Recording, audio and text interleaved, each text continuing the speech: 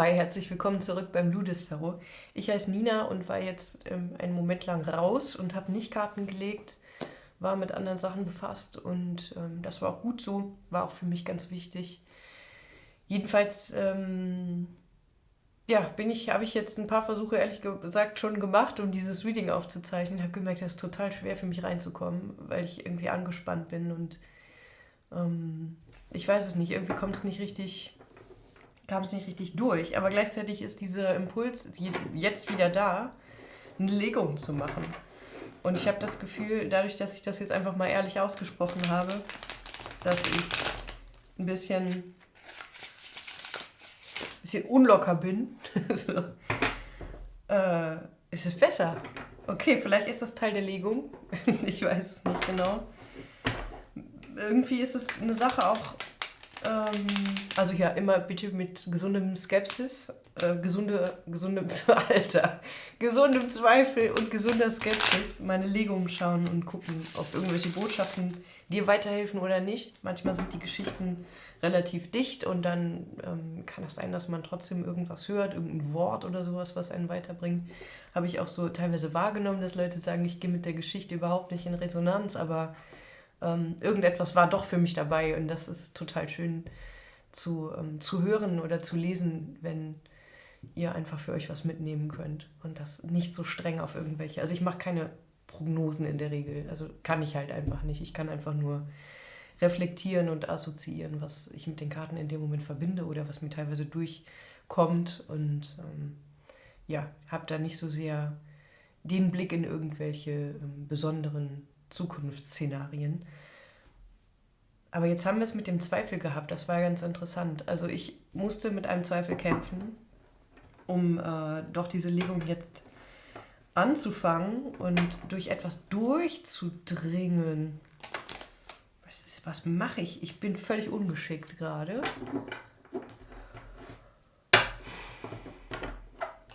Es ist interessant, also an dieser Stelle mit dem Zweifel auch mal zu bleiben und aber sich davon nicht komplett lähmen zu lassen, sondern mit ihm mitzutanzen. Also ein kleines Tänzchen mit dem Zweifel zu wagen, kann manchmal ganz interessant sein, weil er nicht unbedingt immer etwas ist, was uns einfach nur von dem, was wir wollen, abhält oder irgendetwas, was uns quasi einkonditioniert oder eingepflanzt ist. Das kann es auch sein, aber manchmal ist der Zweifel auch ein total interessanter Hinweis. Entweder auf irgendetwas, was wir uns genauer anschauen können, also wo wir tiefer reingehen können, also wenn du das möchtest, um zu gucken, wie dieser Zweifel eigentlich beschaffen ist. Was ist das für eine Art? Was ist das für eine Art von Stimme? Was sind das für Formulierungen? Vielleicht erinnern die einen auch an eine bestimmte Person, die einen, quasi vielleicht ein bisschen auch die Flügel gestutzt hat. Das kann es geben. Oder Menschen, die selber irgendwie gehemmt waren, etwas zu tun und dann diese Zweifel auf andere übertragen. Also alles ist möglich bezüglich dieser Dinge, aber es gibt auch den Zweifel, der berechtigt ist. Es gibt auch den Zweifel, der sagt, du bist hier nicht ganz richtig. Und interessant wird es halt, wenn es wie zwei unterschiedliche Kräfte gibt. Beispiel jetzt hier mit der Legung. Ich habe jetzt eine lange Zeit auch irgendwie öfter daran gedacht, mache ich jetzt eine Legung oder mache ich keine? Und ich war bereit dazu, das zu tun, aber es war immer dieses, nee, noch nicht oder jetzt nicht. Es hätte natürlich gut sein können, dass es Aufschieberei war, aber der Impuls, eine Legung zu machen, der ist heute erst wirklich deutlich gewesen. Und das war heute erst ein richtiges Ja für mich. Und also ich erzähle das jetzt nur beispielhaft, das kann auch irgendwas anderes natürlich sein oder etwas anderes, woran sich das zeigt. Aber es ist wie etwas in mir, also etwas sagt mir, mach es, eine Legung jetzt beispielsweise, und etwas anderes kommt dem entgegen. Also wir haben zwei Kräfte, also eine Kraft, die nach vorne geht und eine, die dagegen hält oder die dann auftaucht. Vielleicht auch sowas wie ähm, irgendwas Gespensterhaftes, also in dem Sinne, dass ich muss jetzt an Harry Potter und die Heiligtümer des Todes denken. Ähm, Spoilern, ist das Gespoilere? Okay, es gibt boah, ich weiß nicht, wie tief kennst du die Geschichte? Es gibt ein Haus, das Harry von seinem Paten erbt. Und dieses Haus ist versteckt, also da kann nicht jeder hin. Und das nutzen die im 7. Teil. Im Buch ist das näher beschrieben, im Film weiß ich gar nicht, wie das dargestellt ist, aber wurscht. In dieses Haus wird vom Orden des Phönix genutzt, der gegen die Todesser kämpft. Und als Quartier, als Versteck und als Ort, wo sich die Leute treffen können und sicher sind. Und im 7. Band gehen Harry, Ron und Hermine zu diesem Ort auch und gehen dahin, um da auch Zuflucht zu finden.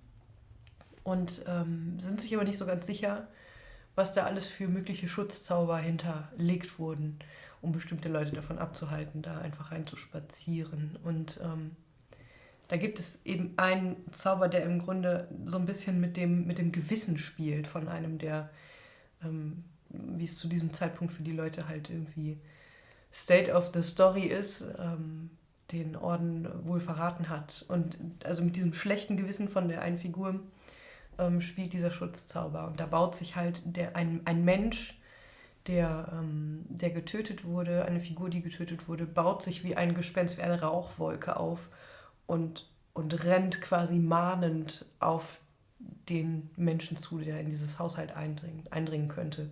Das macht diese Figur aber bei jedem, der in das Haus geht, auch wenn dieser Mensch nicht derjenige war, der den getötet hat, der da als Geist erscheint. Und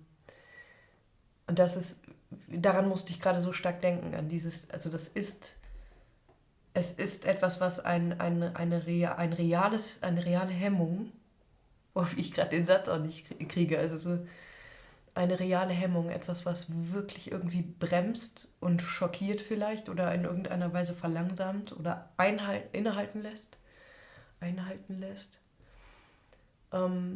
das aber nicht, also das nicht eine direkte Gefahr ist, sondern etwas, was irgendwie auf möglicherweise Schuldgefühl, auf Gewissensfragen abzielt. Das bremst. Und da ist dann eben die Frage, gilt das dir, wenn du jetzt hier gemeint bist? Also ist das etwas, was wirklich dich meint? Oder ist das etwas, das einfach im Raum ist und wo du eine Hemmung verspürst, die eigentlich für jemand anderes gedacht ist? Deshalb habe ich jetzt dieses Harry Potter-Bild genommen. Es ist ein bisschen komplexer, aber um das hier für uns irgendwie greifbar zu machen oder gegenständlich zu machen. Es gibt halt diese Übertragungen von Hemmungen und Zweifeln.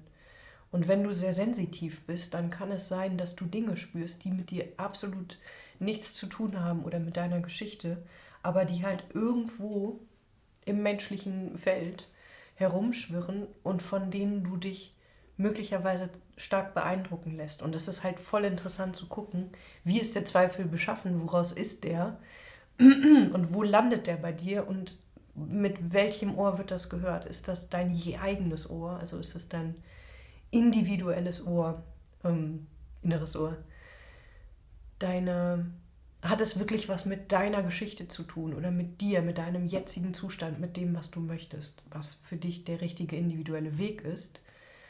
Oder ist es etwas, was du vielleicht mit dem Ohr hörst, das erzogen wurde, das zusammenschreckt, sobald etwas auf eine bestimmte Art und Weise auf dich zukommt oder auf jemand anders zukommt?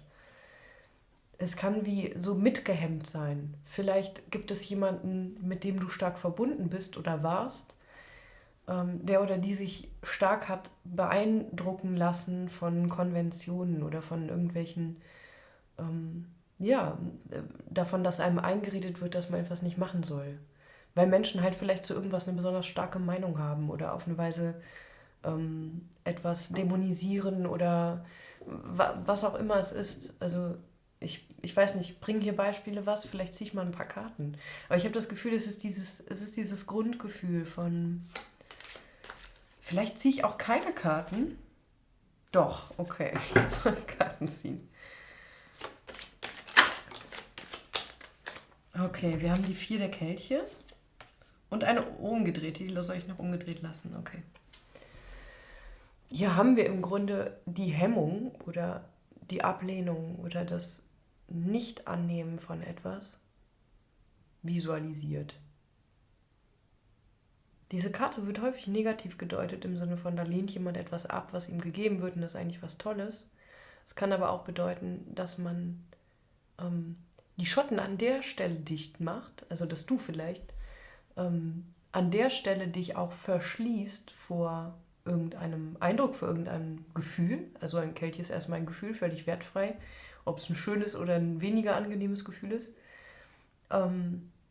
Es kann sein, dass du hier tatsächlich merkst, wo du an der Stelle durchlässig warst für Gefühle, die nicht deine sind.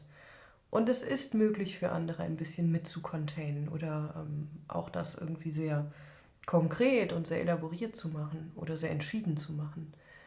Aber du bist nicht verpflichtet, das zu tun, sofern es sich nicht um dein Kind handelt oder um irgendwie eine therapeutische Situation, in der das halt irgendwie Teil der Sache ist. Aber du bist nicht verpflichtet, für andere mitzuverarbeiten. Das ist eine freiwillige Sache. Und wenn es eine freiwillige Sache ist, dann ist es auch besonders stark. Das ist das Interessante. Also wie gesagt, jetzt abgesehen von diesen anderen Situationen, in denen das Mitverdauen von Affekten und von starken Gefühlen eben dazugehört und wichtig ist. Aber ich rede immer von diesen Situationen unter Erwachsenen, die voneinander nicht abhängig sind. Und das ist wie, wenn wir jetzt davon reden, so diese Arbeit mit dem Zweifel, wir wissen noch nicht genau, was das ist. Ist das eine Rauchwolke oder ist das ein echtes, irgendwie etwas Lebendiges? Ist das etwas, was dich wirklich betrifft und dich wirklich meint oder was ist es genau? In dieser Arbeit mit dem Zweifel könnte das für dich entscheidend sein, diese Fähigkeit zu lernen oder vielleicht hast du die auch schon gelernt und weißt, wie das für dich funktioniert, dir eine Sache nicht anzunehmen, die dich nicht betrifft und trotzdem kann es etwas sein, was dich bremst und das ist okay. Es ist in Ordnung. Es ist nichts Schlimmes, irgendwie verlangsamt zu sein oder jetzt muss ich an Queen denken, Don't Stop Me Now. Das ist natürlich hilfreich, wenn man halt gerade in so einer Situation ist, wo man sich auf keinen Fall aus einer Geschwindigkeit bringen lassen möchte und aus dieser Stimmung. Aber ich habe das Gefühl, hier geht es nicht so sehr darum. Es könnte aber vielleicht für dich ab einem bestimmten Punkt wichtig sein, dieses Durchbruchsding zu haben, dieses lasst mich alle, also bringt mich jetzt auf keinen Fall von einer bestimmten Spur, die für dich halt dann irgendwie eine sehr freudige ist oder nach oben bringt. Also du musst auch dich nicht schämen, auch in einer Zeit, in der die Stimmungen sehr schwer sind und viele Dinge wirklich, wie kann ich es ausdrücken, ohne dass es komisch klingt. Ich weiß nicht, welche die richtigen Worte sind.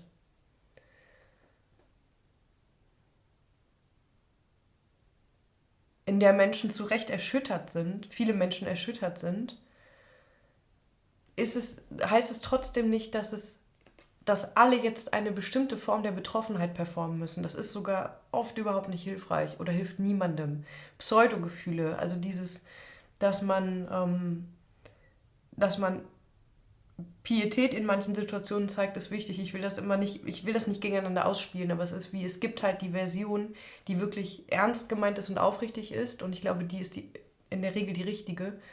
Und es gibt eine Version, die das irgendwie mimt und aber eigentlich nicht meint und macht, weil man glaubt, dass das halt jetzt irgendwie angesagt ist.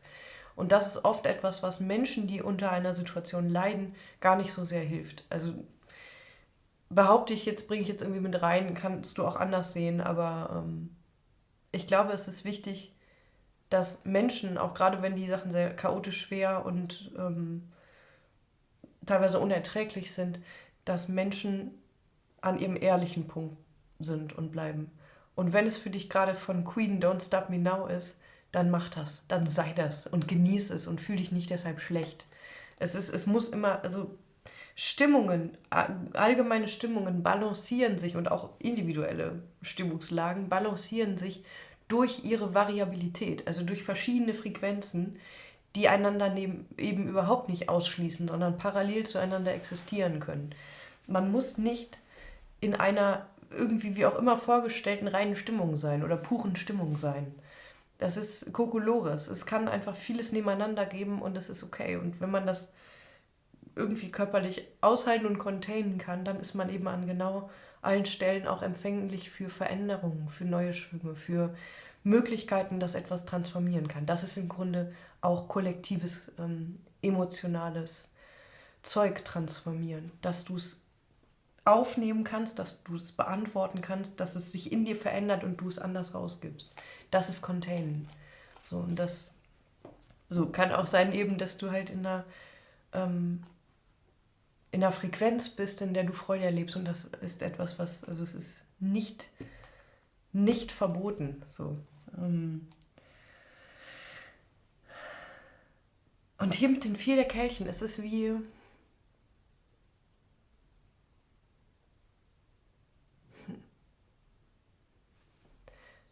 es ist interessant. Und wir haben hier das mit dieser Rauchwolke, das ist halt auch einfach eine Rauchwolke, aus der dieser Kelch kommt, diese Hand. Es ist nicht das Ass der Kelch. Also wir haben ja oft auch diese Hand, die aus der Wolke kommt bei den Assen. Aber beim Kelch, kommt beim Kelch auch die Hand? Ich bin gerade nicht sicher. Es ist hier jedenfalls alles, es ist zu klein. Das ist nicht, du willst hier etwas nicht annehmen. Die 2 der Kelche. Okay, also kann es sein, dass du vielleicht kann es sein, dass du die Scheuklappen aufgesetzt hast in Bezug auf Romantik? Das könnte sein.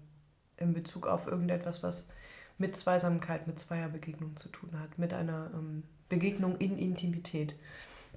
Muss nichts Körperliches sein, aber in dieser Nähe.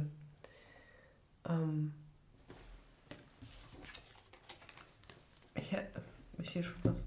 Ich hatte vorhin schon dieses Gefühl, also als ich eines der Readings angefangen habe, die ich wieder abgebrochen habe, weil es sich total falsch angefühlt hat, da hatte ich auch die 4 der Kelche vorhin und die waren aber umgedreht und ich hatte den Pagen der Schwerter.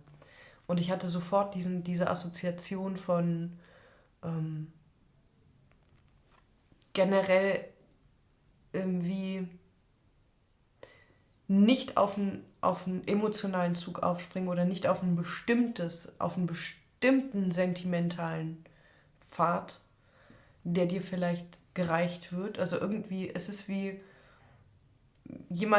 eine Situation ist da und jemand lädt dich gewissermaßen dazu ein, einen bestimmten Tanz zu tanzen mit dir, vielleicht eine Auseinandersetzung zu haben, vielleicht ja, wir hatten es eben mit diesen Pseudogefühlen,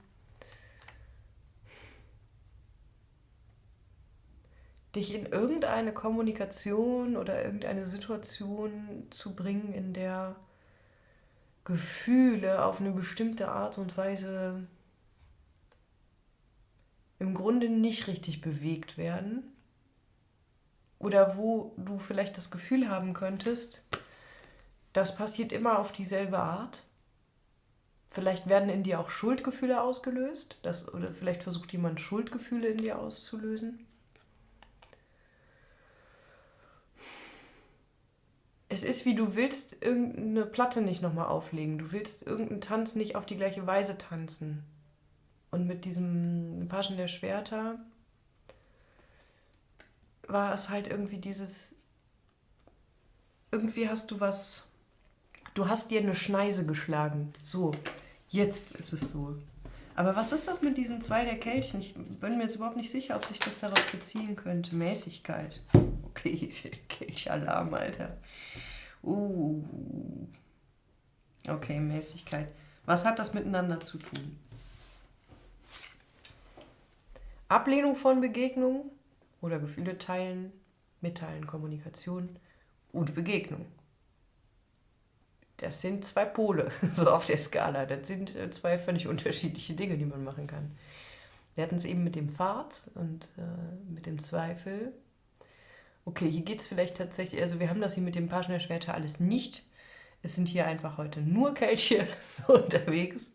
Und ich weiß, ich versuche mich immer so ein bisschen drumherum zu winden, aber ja, es kann hier natürlich auch einfach um Romantisches gehen. Es kann sein, dass du hier wie so